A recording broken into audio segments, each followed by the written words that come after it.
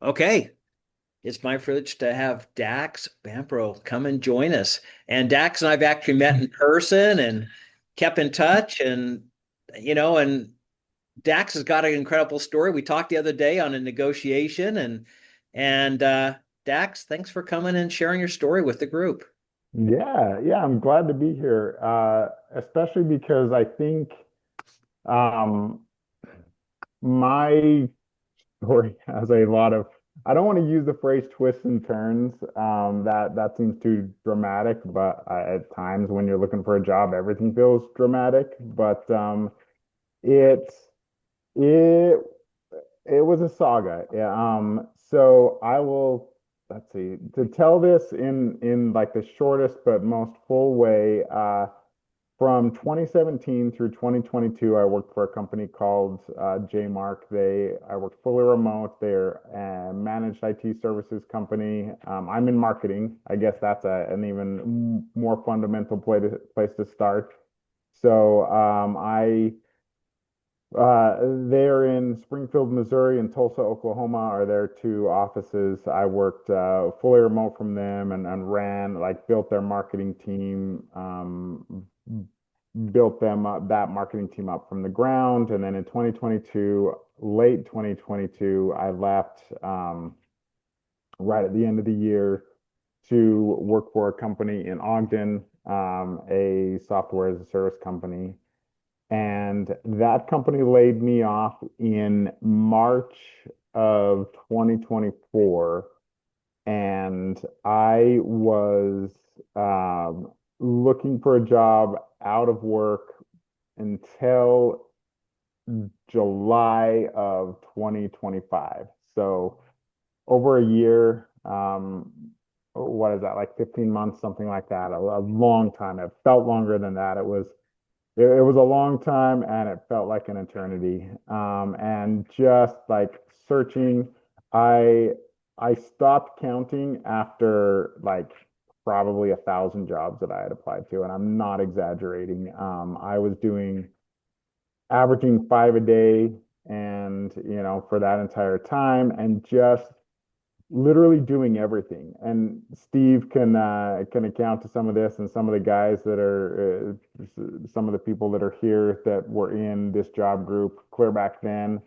I went through phases where I was super picky, where I was being very,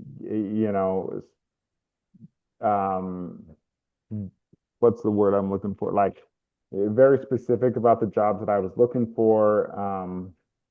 I went through phases where I was just literally just hitting apply on everything. And a couple of things that I learned in that phase was that, and I think this matters a lot if you are using things like Indeed or LinkedIn or any of those. I found that I got better recommendations when a lot of those, especially with Indeed, it will send you like the jobs that are tailored for you, and they're the ones like it'll obviously like send you a list of like jobs that fit whatever you put into your preferred roles types of things, but it will send you the ones that you'll get the email and the link to apply will be directly in your email. Whenever those were remotely within my what I was looking for, I would apply to them even if I didn't want them because I found that I got more recommendations and better recommendations that way. Um, and so that I found I got a lot of interviews off of those. Obviously, in 15 months I didn't land any of those jobs, but to me, every interview is valuable because you learn something and you get that experience. When I was laid off in 2024, whatever year that was, that was the first time in mine since I had graduated from college that I ever had to interview for a job. So my interview skills were like, and I guess interview for a job from zero. When I took that job at Shopper Approved, when I left JMark, they recruited me, and so I was already like ahead when I did those interviews, but just starting from zero, interviewing with like the recruiter, going through that entire process where nobody knew me and I was just like, coming from nothing, that was the first time in my entire career I had to do that. So all of those interviews were extremely valuable in me learning how to interview. And it's a skill. Like it is something that I think Steve can attest to this. Like I said, we first met in person and we've run into each other at networking events here and there. I can go to a network event, you can put me in a room with people, and I am completely comfortable. I will come out of there with a whole bunch of contacts and new friends. You put me in a job interview where I have to spend, 45 minutes or an hour talking about myself and trying to talk myself up. That is the hardest thing in the world for me. I w would I would rather be pushed out in like the Super Bowl halftime and have to like talk about the fact that the halftime act is running late and just vamp out there for 10 minutes in front of a bored Super Bowl crowd than I would sit in an interview with three people and try to talk about myself. That's really hard for me. So those interviews were all really good learning experiences as I learned to sort of like figure out how to do that in real time. So yeah, long year just looking and trying everything. I did every networking event I could find. I spent just like 3 or 4 times a week. I would go down. There's some groups on LinkedIn that have like lunch gatherings in here in Utah, down in Silicon Slopes. I'm up in Farmington. I would drive down there at least once a week for some kind of lunch with people.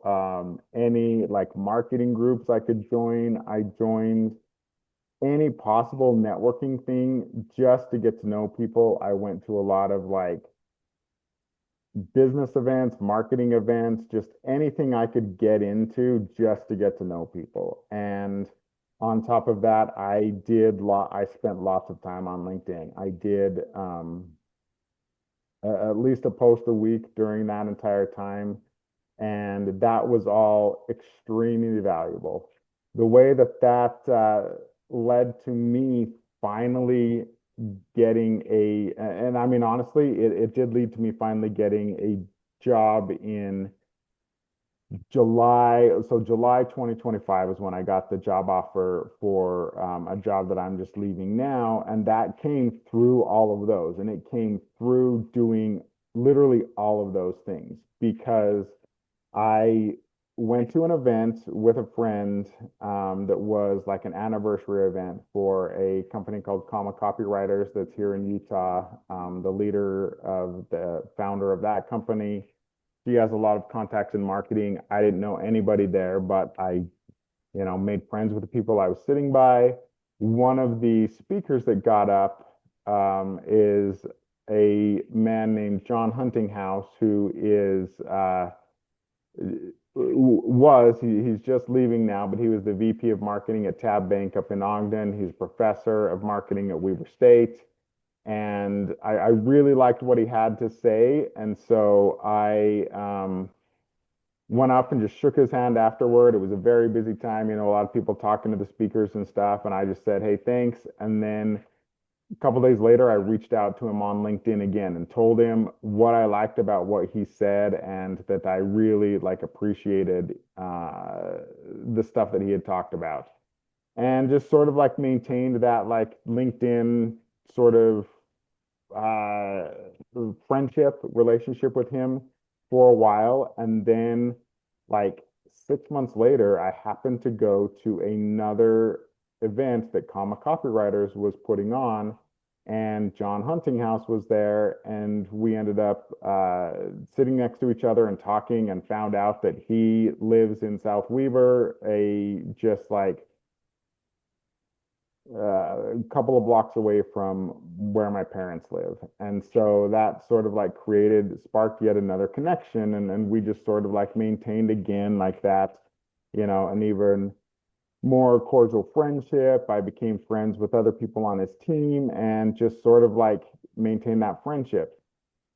Another 6 months go by, and I just happened to see on LinkedIn an event for a group in Utah, marketing operations group. And it's just like a full day event in downtown Salt Lake, all about marketing operations. I'm not in marketing operations. And for anybody who is in marketing that's here, you will know this.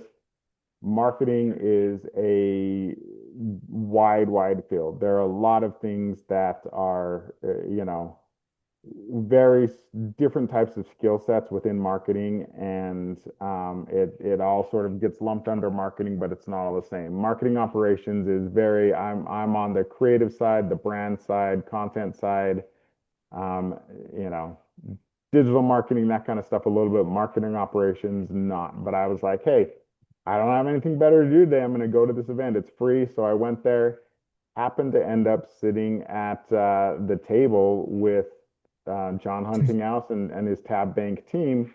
There was a guy there that was also there just networking, who had previously worked for John at Tab Bank and had gotten laid off. And he had been laid off for about a year at this, the same as me at that time. We just talked, happened to hit it off really well, and kind of became friends that day at that event. Another 3 months go by, and John Huntinghouse they're shooting a Super Bowl commercial for Tab Bank, and he sends me an email late at night, and he's like, "Hey Dax, if you're available in the morning, come up to the ice sheet up at Weber State. You can be in this crowd scene if you want to for our Super Bowl commercial." So I'm like, heck yeah, Super Bowl commercial, I'll do that. So I got up super early. I was also going to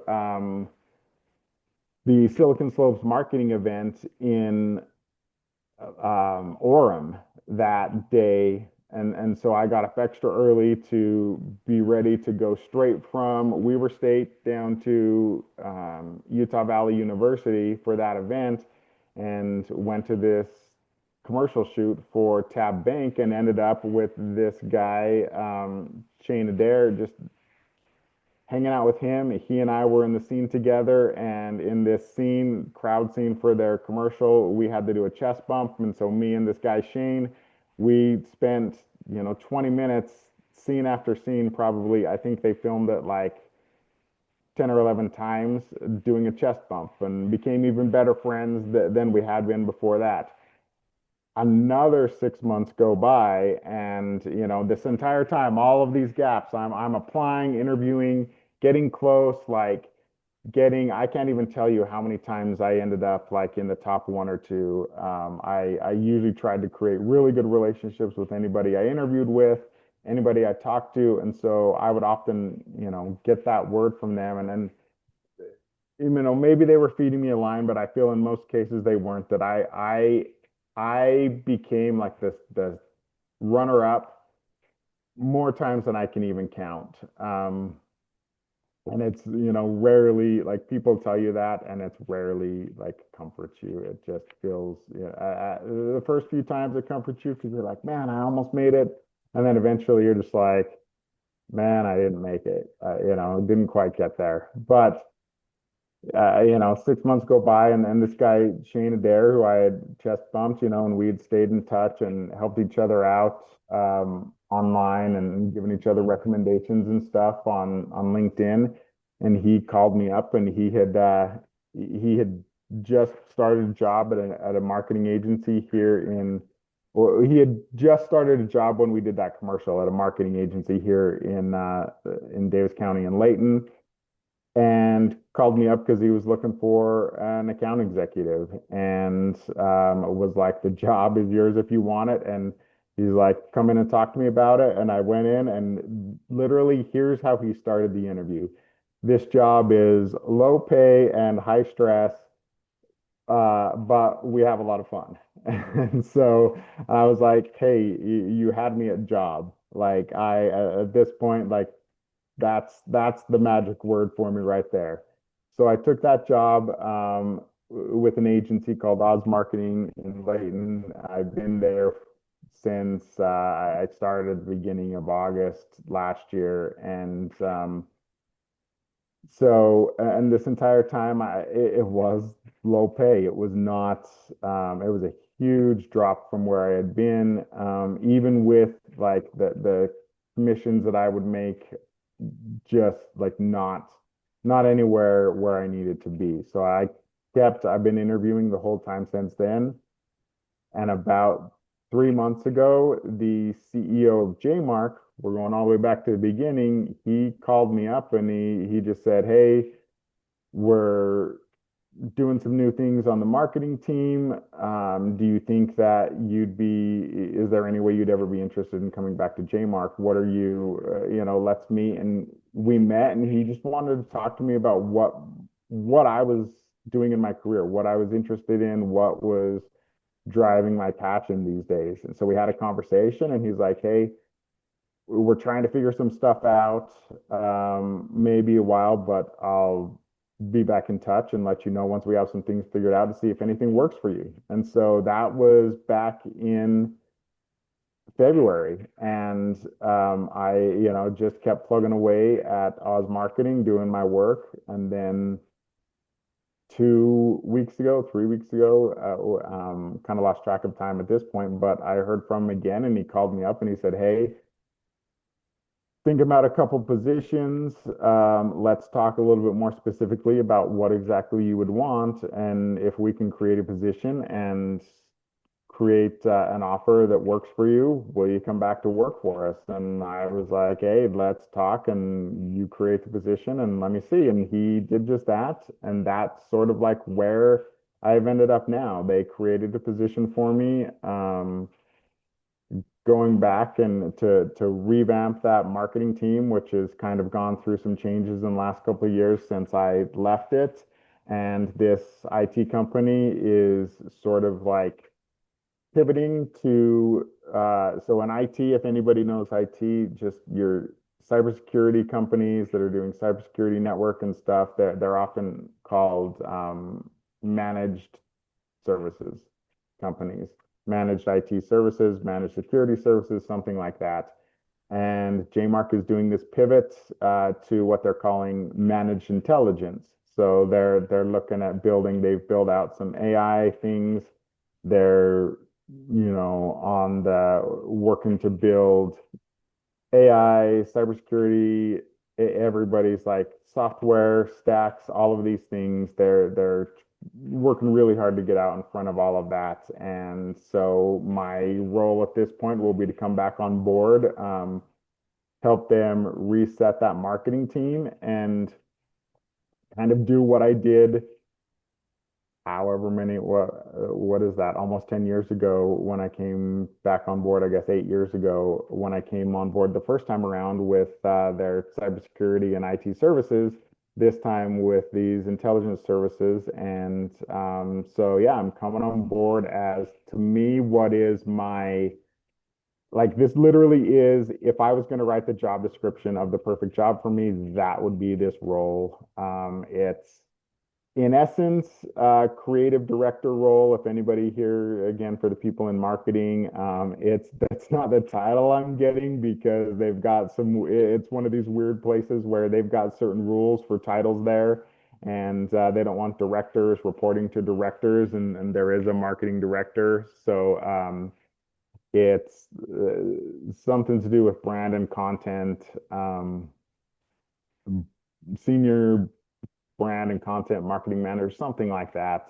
But it doesn't really matter. The role is, running the creative teams, running the brand teams, the entire brand side of things, and then, as the CEO puts it, running the content side of things like a media company, and really building up content so that anybody who's interested in security services or IT services has to has to touch J Mark at some point because the message will be out there in so many places. Um, the last part of that story is like Steve mentioned, I got a hold of Steve when I got the offer and was looking at the offer and was kind of needed some advice on how to negotiate a little bit. And it was a really good offer. It In all honesty, it didn't quite hit some of the highs that I was hoping for as far as other jobs that I had interviewed for. I literally, the week before he called me up and we had that conversation about if he created a position for me and everything. I had again just lost a job where I was in the top two. I actually know the guy who I lost the job to, and he was in-house at this place.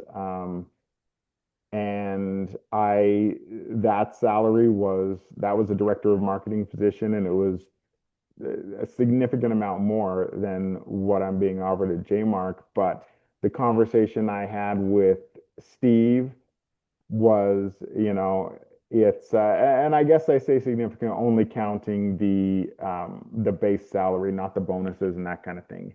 But the other conversation I had with Steve is that Jmark is an extraordinarily stable company, and after my experience of the last couple of years, that was a foundational thing that I'm looking for, like something so important to me. Jmark hasn't laid anybody off in 20 years, and I know the CEO, and that's been one of his like leading principles, is creating a company that's stable and taking care of his people. He's somebody who puts his money where his mouth is when it comes to his culture and his people.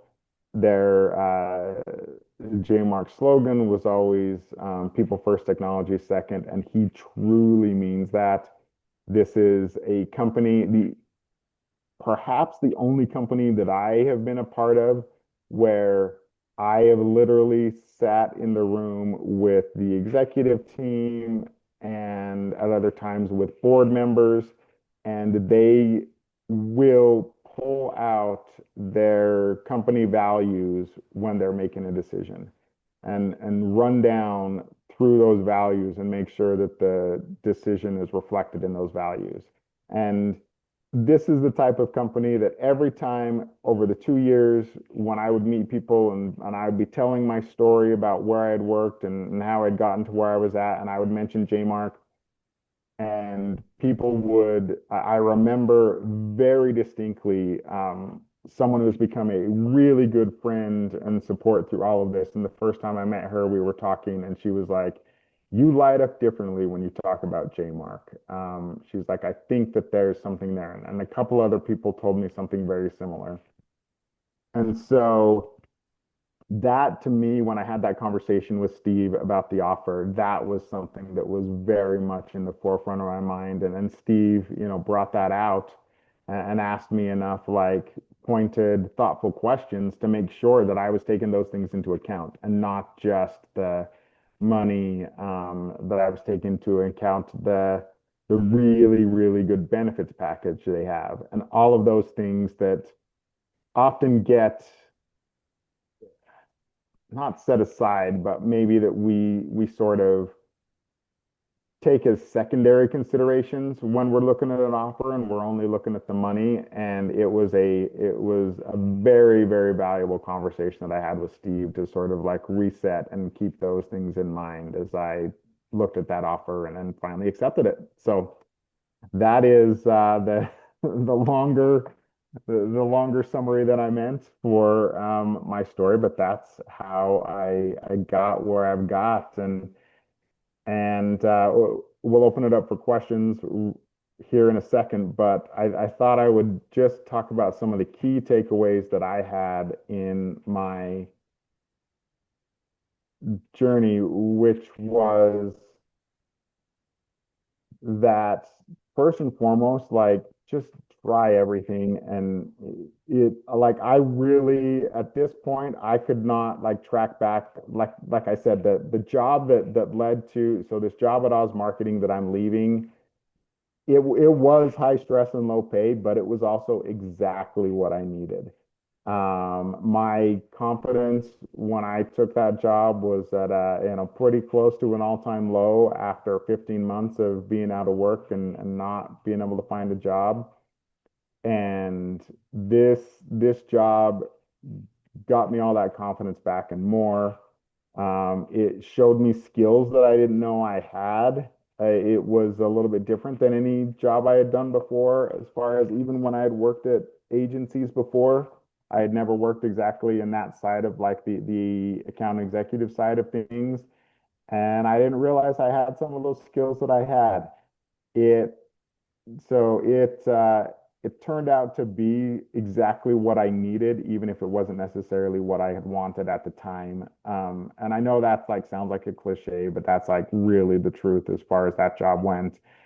And I got there because I just tried everything. I met everybody I could. I talked to everybody I could. And I just did what I could to always help out other people too. At one point, Shane Adair, that guy that hired me that became my boss, I had helped him. He was doing some freelance work and couldn't figure out a problem that he was trying to solve with a certain website for a client. And so I put him in touch with somebody that I knew down in somebody from Provo that he didn't have contact with, and together they were able to help him solve the problem. And so taking care of other people was also a fundamental part of just like how I was able to get through this time. Also, there are a few different people that I helped find jobs in the time that I couldn't find a job myself. And just trying everything was fundamental. LinkedIn, that was like really important just for getting me known and getting people to know me. There were people when I would go down to, I distinctly remember going down to Silicon Slopes Summit and this was probably about a year after I had been laid off. And so I had been posting like, once a week on LinkedIn, just some sort of post, and just any post matters. I found that I could spend 40 minutes writing up a really smart post and not get any traction on it. And then I could throw up a, really dumb post. I threw up a post once about how I was meeting some friends for lunch and I walked and just like took advantage and just like enjoyed the sunny day versus driving over there. And that post was huge. And so things like that, like just anything mattered. But I found at that Silicon Slope Summit at one point that people were recognizing me, people that I didn't know. And it was because I had like posted enough to surface on LinkedIn in people's feeds.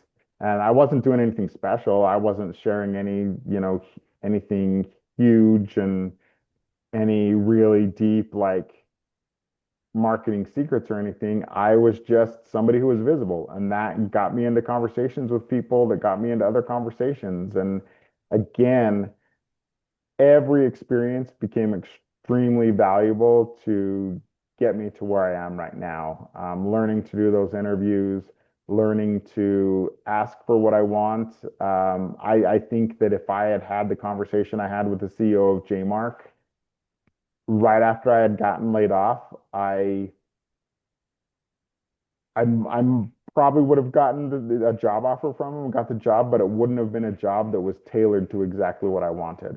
In that conversation I had with him, the few conversations I had with him over the past few months as it led up to this job, that this job became the ideal role for me, because I was able to ask for what I wanted, because I knew what I wanted, because I had learned and, spend so much time like thinking about it and stuff. So try everything, learn as much as you can about yourself, take care of other people, and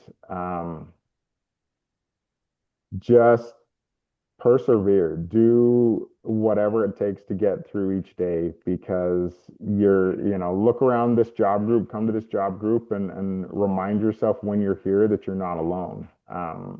Maybe more than anything else, that.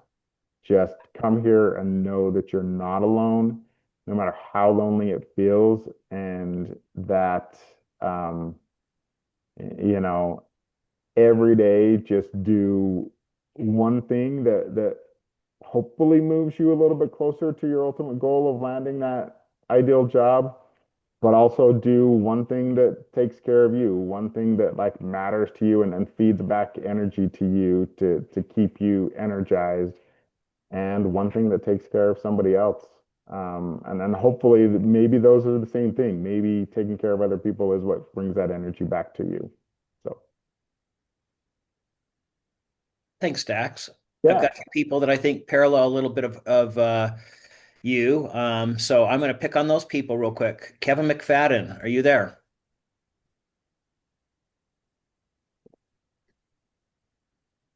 Yep, hold on, hold on.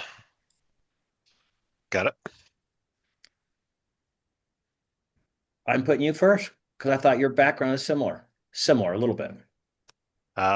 Background may be similar, but I think Dax, a lot of things you're talking about that really hit with me was the isolation and the taking care of yourself. Sometimes I come to this group, I feel really supported and inspired. Other times, like, damn, I'm jealous of you, man. Um, I yes, I mean, 100% yes. the towards the end, you really hit on a lot of the human stuff, which is probably the stuff I'm struggling with. I'm 6 months into unemployment and not happy about that and doing all of the resumes. And I suck at networking and things like that. But I want to ask you a question. You were talking about how you were looking at the secondary things, and I was a hiring manager in a previous job. It's kind of what I'm trying to get back. And I had those conversations with my employees, and I would say, look, if you're looking to go, that's fine, but it's not always about the money, right? Should be top three, top five, probably not the number one thing. So you were talking about, the time and the pay and stuff like that. You said you looked at the secondary things. What were some of those secondary things you looked at? And then how did that lead to you making your decision? Yeah.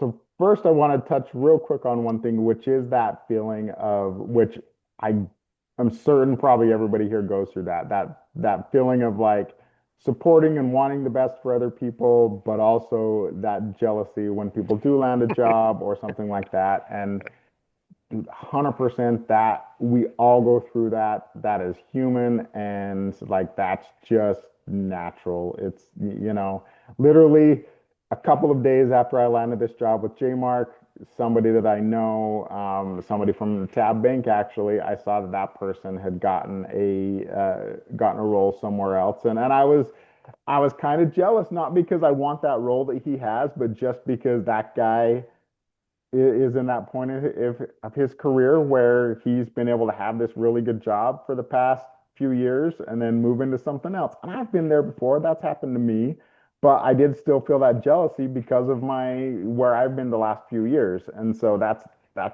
just absolutely human. Um, but yeah, the things that I was looking for as far as the secondary things, one thing I think I touched on this, but the stability.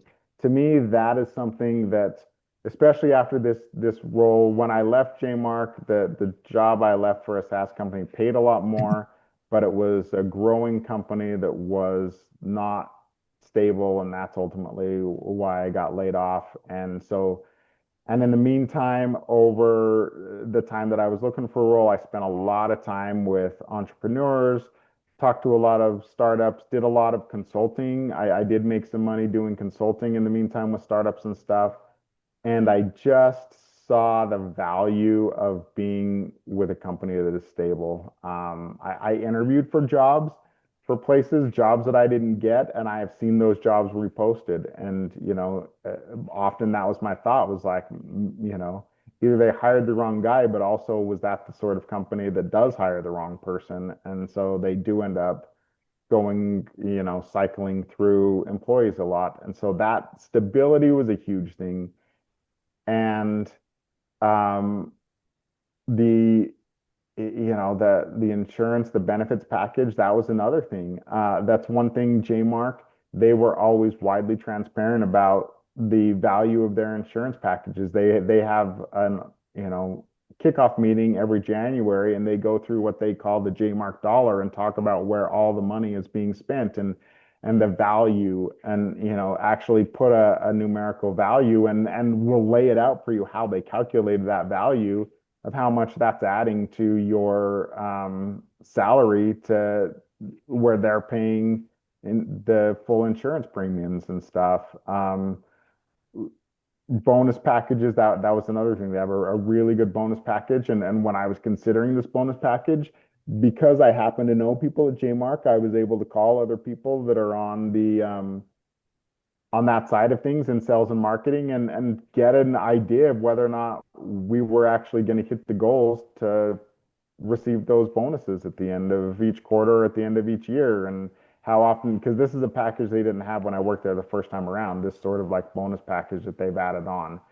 And so I was able to get insight into that, which not everybody's going to have that opportunity, but if you can, like, that was a huge thing, not just to know that that bonus was there, but that there was a like, everybody gave me at least a like 97% odds of getting that bonus, those bonuses every year, like the full bonus at the end of the year type of deal. And so, yeah, those were the things that we're adding on top of the salary. And again, the bonus is financial, that type of thing. The benefits are kind of financial, but also I know that the level of like the insurance package is like really premium. They're not skimping out on that.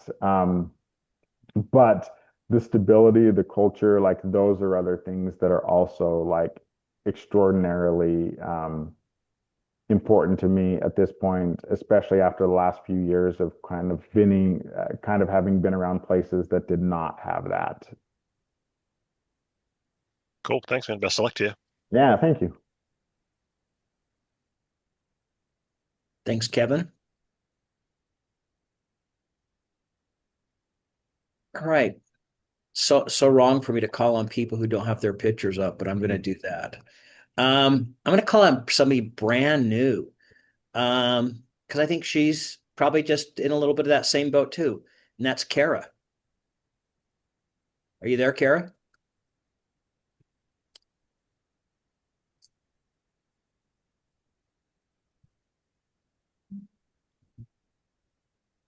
Okay, I'll Oh my go. God, I'm so sorry.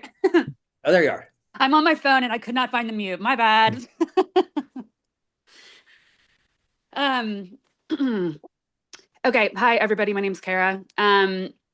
Yeah, I guess like a little bit of background on me if that was the question and the follow-up. No, no, that wasn't a question. I just didn't know if you had a question for Dax. So I just figured with your background in sales, I thought it Yeah. paralleled a little bit. So I didn't know if you had a question for Dax or a comment what he had to say.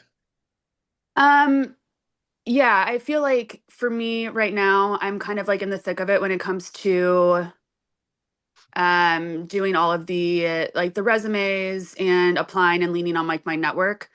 I guess right now, like what is really like a struggle for me is just dealing with like the rejection and trying to stay positive. You know what I mean? So I feel like that's been like very difficult for me, like being like a top performer in like the industry that I'm in.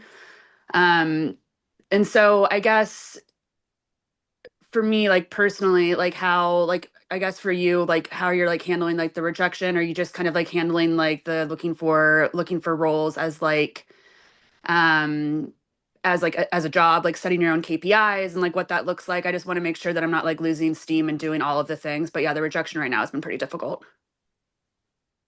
Yeah, I so that's the thing, is that's never going to go away. Like it's one of these things, you don't get used to it. Again, I like literally over 1,000 jobs, and of course, like not in, the majority of those never even heard back. You could probably break them into chunks of like, the majority I never heard back from, the ones that I maybe did some sort of questionnaire for, and then interviews with a recruiter, all the way on down to where I was in, the top one or two. And it still hurts every time. Like even just those like rejection letters. I literally got one the other day from a job I don't even remember applying for or how long ago it was. and it still stung a little bit. Like you still get that, um, company line about, oh, your qualifications were impressive, but we're going in another direction or whatever. And it's like, and like they just like they don't even mean that. Like that's just something that somebody copied from a template somewhere and like put it in there like mindlessly, but it still stings a little bit. And so like that's always going to be hard. It never got any easier.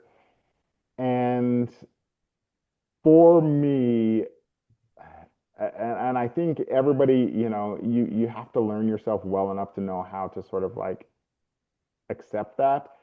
But for me, it's a matter of, for me personally, it's a matter of like, I kind of have to like let myself feel it for a minute and then just sort of like take a deep breath and move on. And maybe, you know, depending on how bad it hurt or how much I wanted the job, like you feel it for a little bit longer before like that breath like comes naturally. Like you can't force that like breath of like, okay, here's my deep breath and I'm moving on. Sometimes you just have to like let that moment come to you when you're finally able to just kind of like say, okay.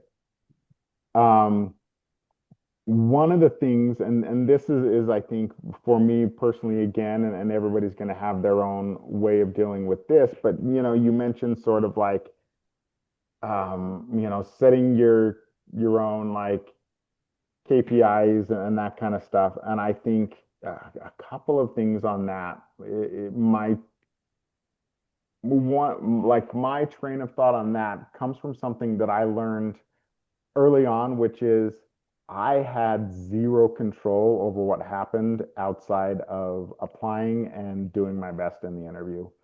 There are so many jobs that like there are jobs that I 100% know that they made the wrong choice when they didn't choose me. And some of those are jobs that I've seen listed again after I, didn't get the job and knew they chose somebody else. And then 8 months later, that exact same role was listed again.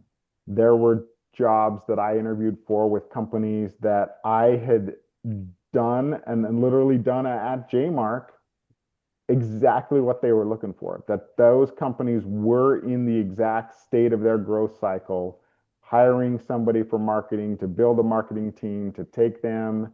The first time around, I grew JMark from, not personally, but I contributed marketing strategies and grew a marketing team at a point when JMark went from 20 million to 50 million in revenue a year. And a huge part of that was my marketing teams. And I interviewed for companies that were in that exact cycle. And I sat in those interviews and I heard them asking me the wrong questions.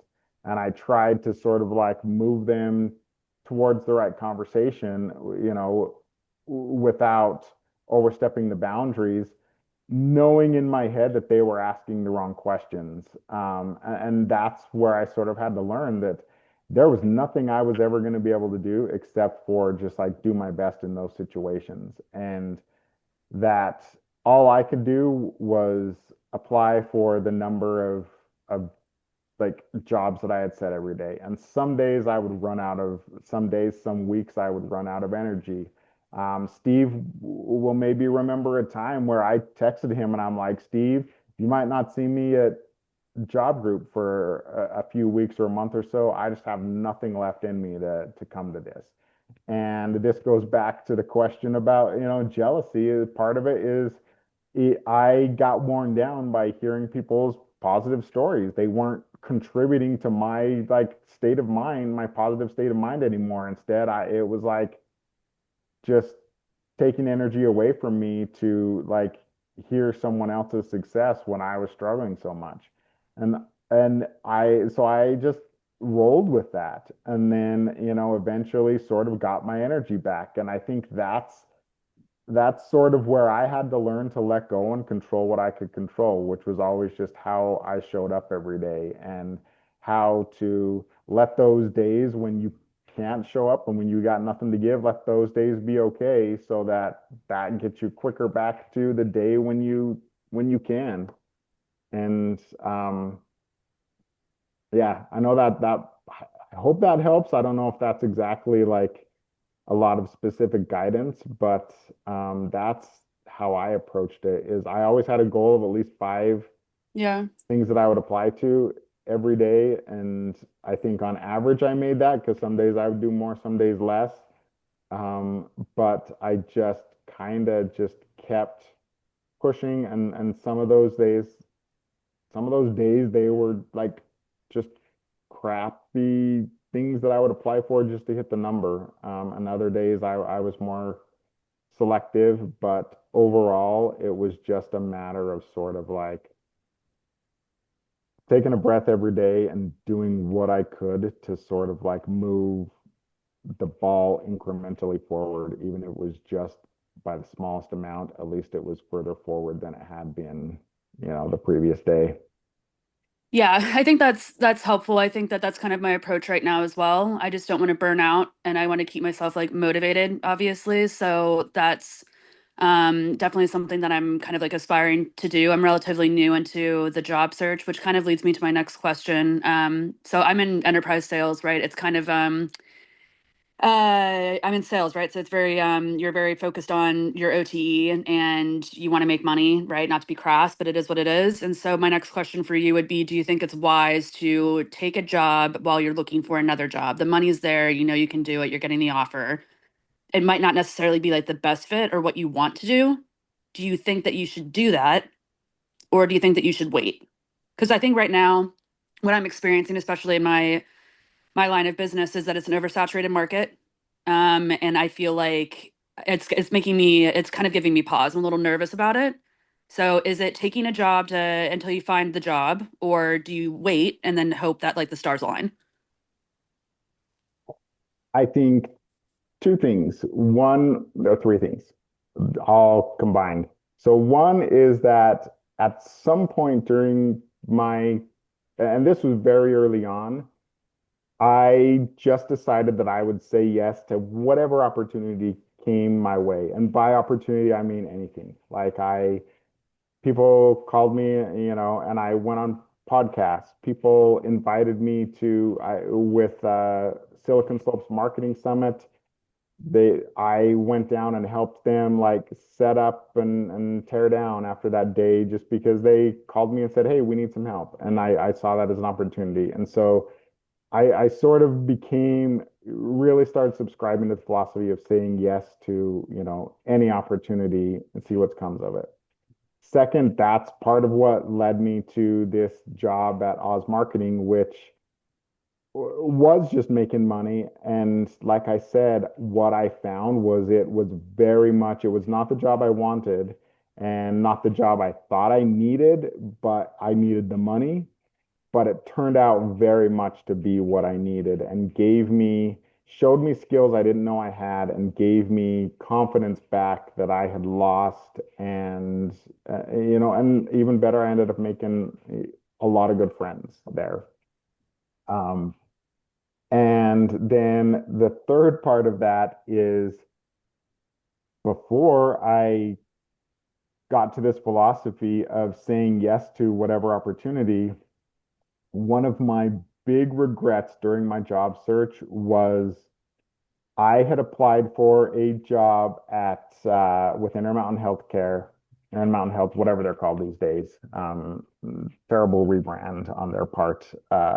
But I have a friend who works there. He got me, sent my resume to somebody. I applied for a job and did all the interviews and stuff and didn't end up getting the role and was really frustrated by how I felt that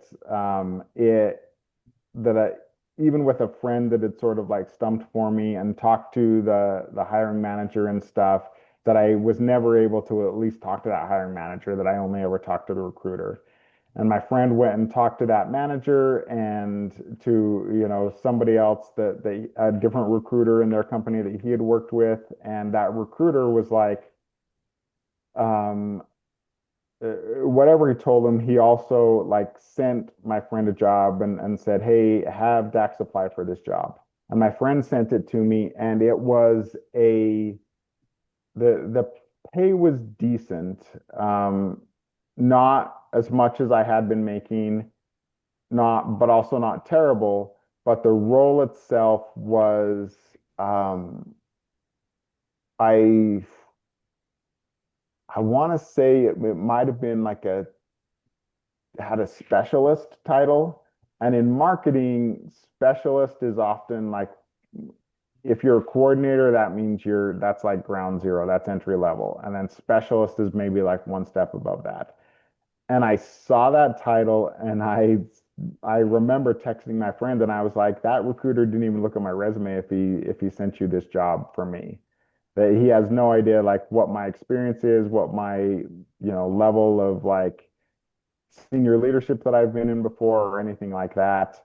And I didn't even apply for it because I was just like, I've moved way beyond this in my career. And that was 3 months into my job search. And I regret to this day that I didn't take that job because I since found out, I continued creating contacts at Intermountain Health through different things and, even became friendly with their vice president of marketing there. And I found out that they hire a lot from within. And if I had taken that role, there was a very good chance that I would have been the top candidate for a lot of jobs that I applied for there later on down the road that I didn't get because they hired somebody internally. And so that's one where if I could go back and save myself 15 months of, or I guess at that point it would have been a year, another year's worth of like job searching, I would do that again, and then swallow my pride and take that job that I felt was like below my skill level. And it would have gotten me further faster. And again, I wouldn't have known, but that would have been what would have happened if I had like taken that role just for the reasons you're saying, like just to take a role. Yeah. I know that's what's unfortunate. I'm not like a gambling gal, so that's what's like giving me the most anxiety about all of this. Like, do you take the leap? Do you trust that it's going to work out, or do you not show like all of your cards?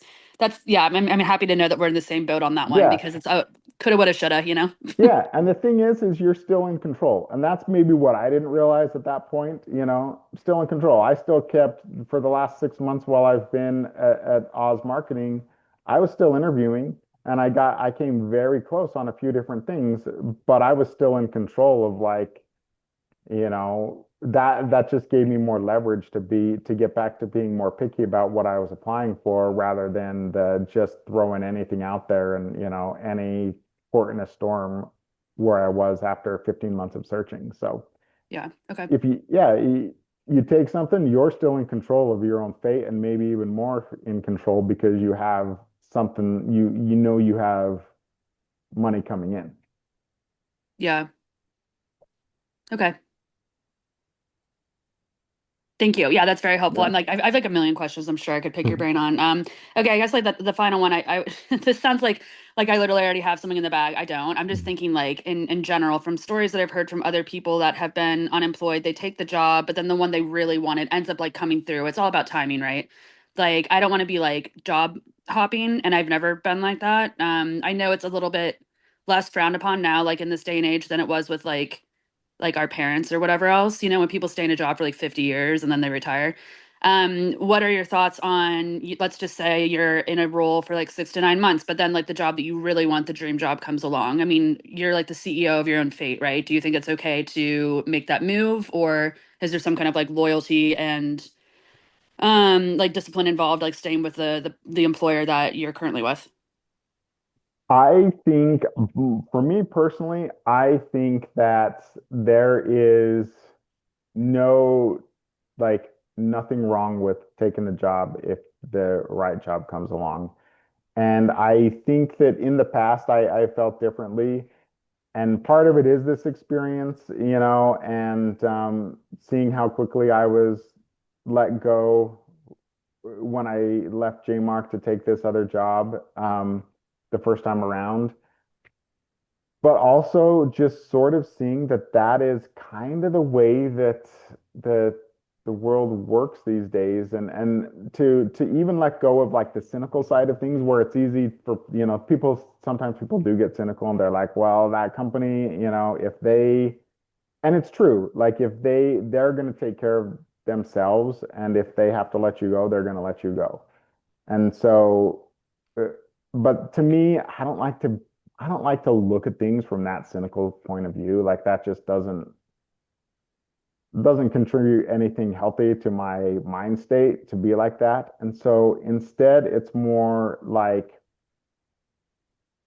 if the opportunity comes to you, then it's okay to follow what's right for you and your family, and move on to something that is the next step in your own journey. And I think that even the best places will accept that. When I went in to tell, again, I have to stress like this job at Oz Marketing that I'm leaving, like this leader is somebody, my manager is somebody who is a friend and was a friend that hired me and gave me this opportunity, and somebody who I respect immensely as a leader. And I was worried about telling him that I was leaving because I know I'm leaving, was going to leave him in a bad spot too, with one fewer person on his team, a role that he would have to fill at a time when budgets are tight and that kind of thing. And the first words out of his mouth when I told him were "good for you."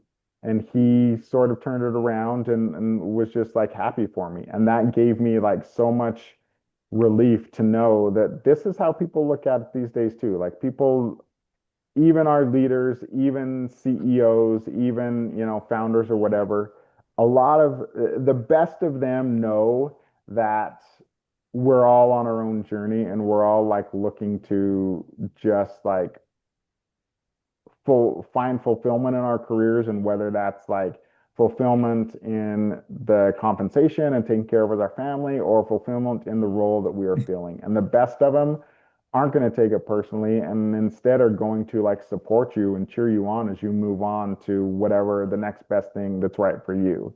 And hopefully that means, as you go through these steps in your career, you're finding companies that do encourage and believe in that. And so I kind of look at it that way. Like the good ones are gonna understand and cheer you on as you move, even if it's only been 6 months into the next best thing for you.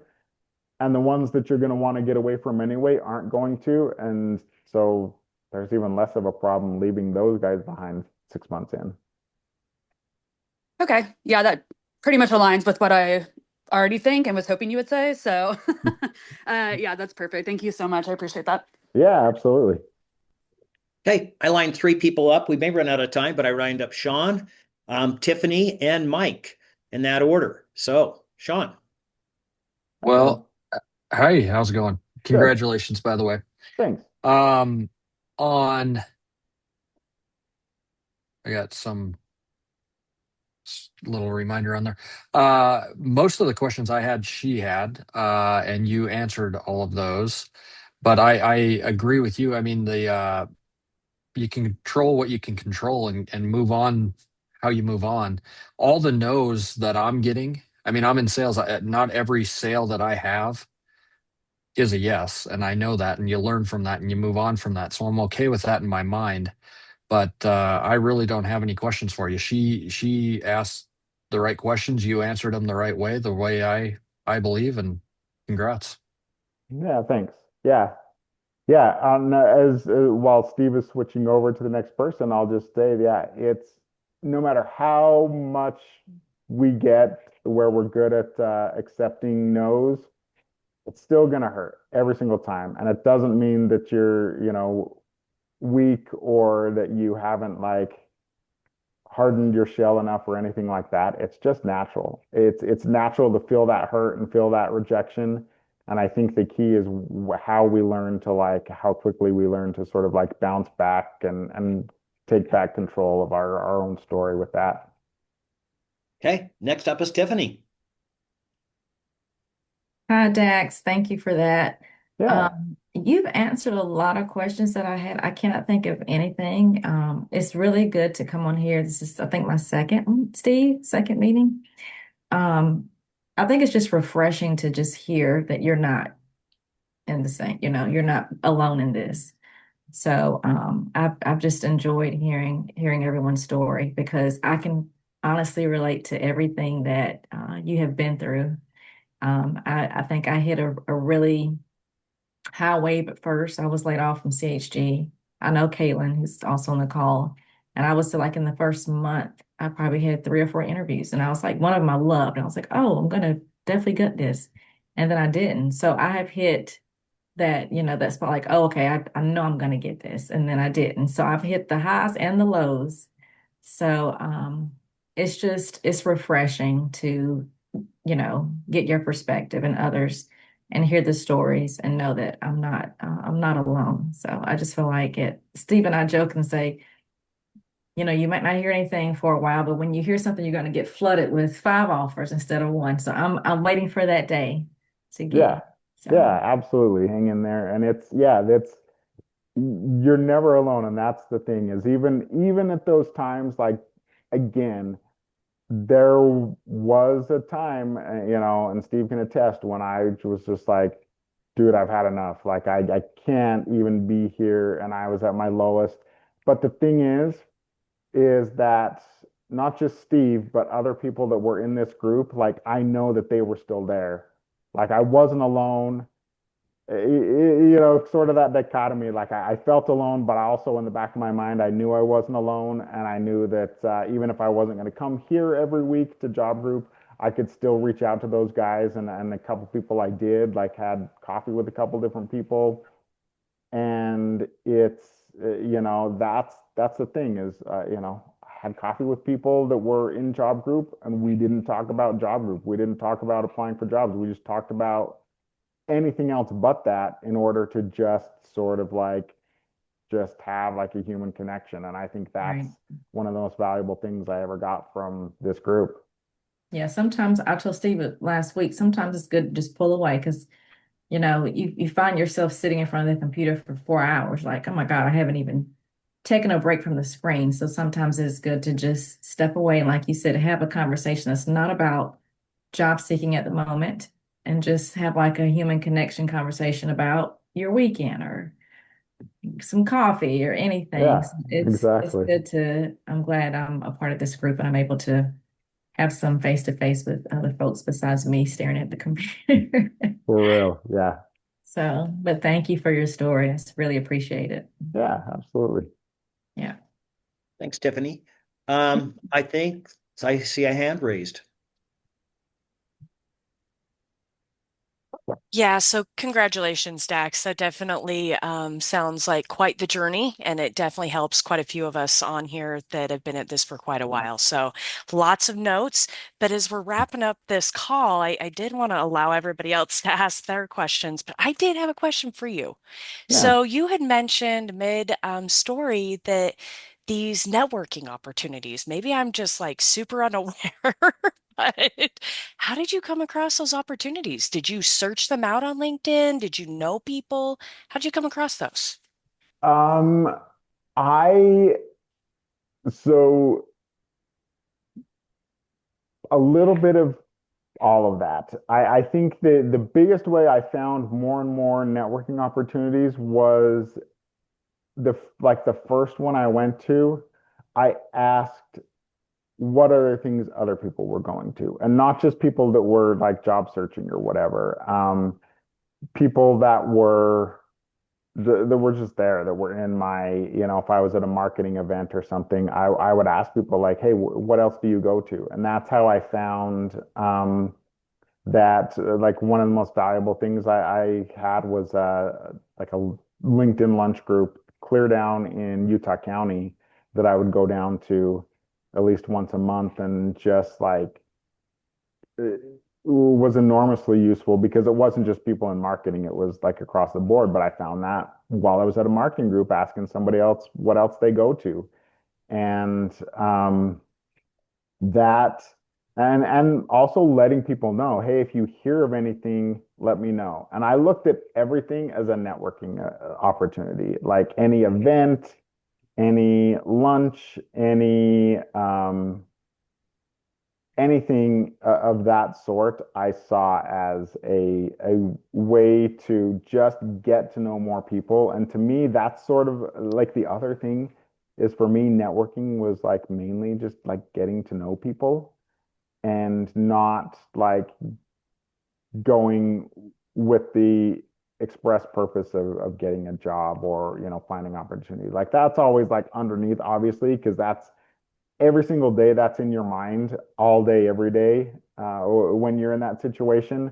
But that would, but definitely just going to like meet people and connect on a human level was always like, to me, how the forefront thing in my mind, because I think it like changed how I presented myself when I was in there, and that I was just looking to connect and make friends and make like actual human connections and not just, somebody that I could, this is the most crass way of saying it, but somebody that I could exploit for an opportunity. So, That and I makes know none of sense. us are probably doing that, but that's just to like really like drive it home by saying it in the most like cynical way. I mean, but I guess it does get to that point, especially those of us that have been at it for let's say even longer than 10 months, right? You kind of hit that point that you're like every opportunity, but then you kind of got to watch what you say to certain people because then you kind of offend people. So I think that's a great idea. Just even the human connection, I think that's a great suggestion. So again, Dax, incredible story. Thank you so much for coming today and sharing. Thank you. Yeah, yeah, you're And welcome. congratulations. Thanks. Okay, I told this person he was next, but I'm putting him on next. There he is, Mike. And we'll probably wrap up with Mike.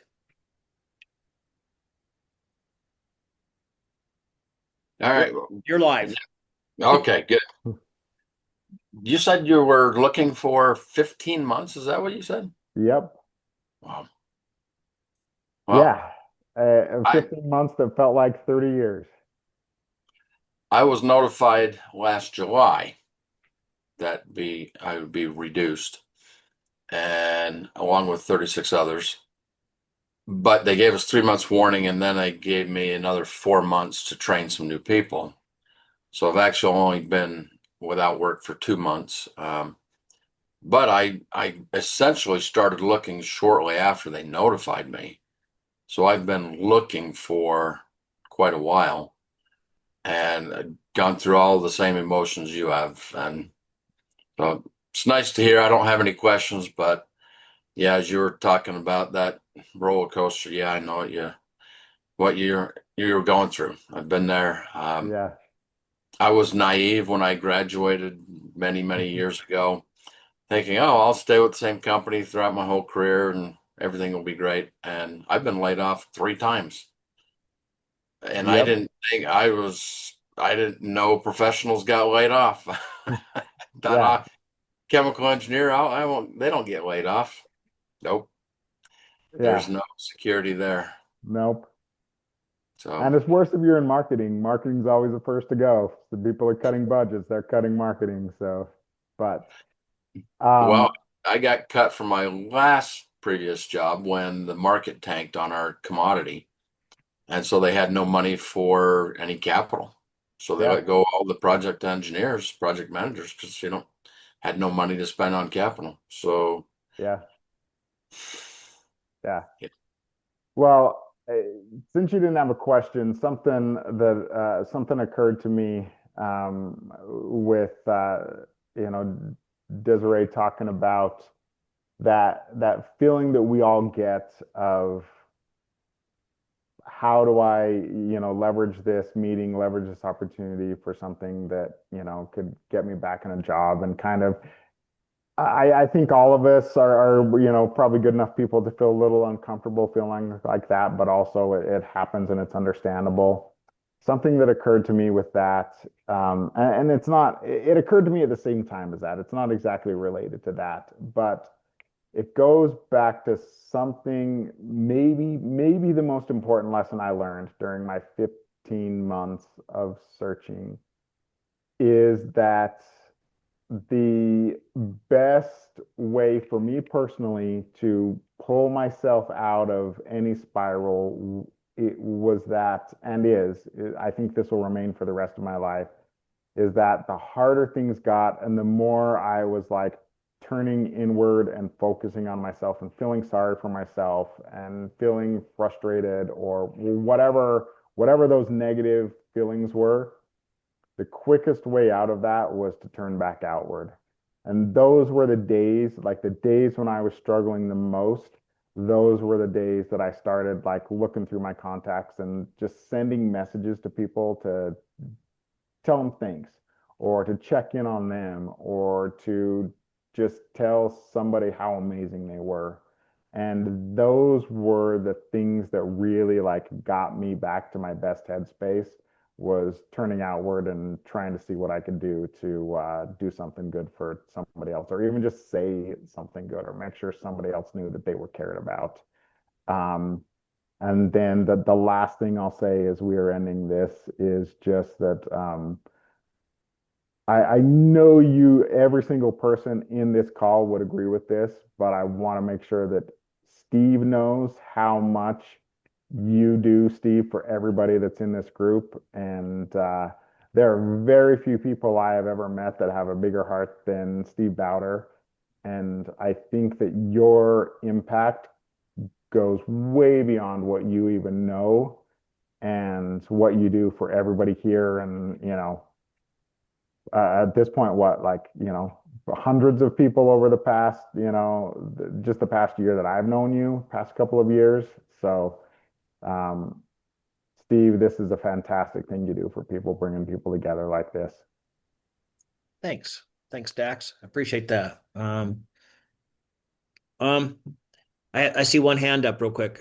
We're going to overtime, but I have 11:15 appointment with one of you.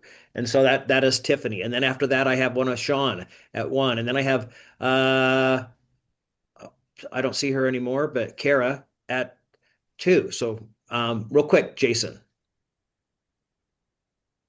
Yeah, I just want I'll keep it quick because Steve doesn't think I will. But um, yeah, no, I'm just so glad to see you. I'm so glad that you found work because, like Thanks, say, I could Jason. tell when you got toward the end of coming to the meetings that it was starting to really grind on you.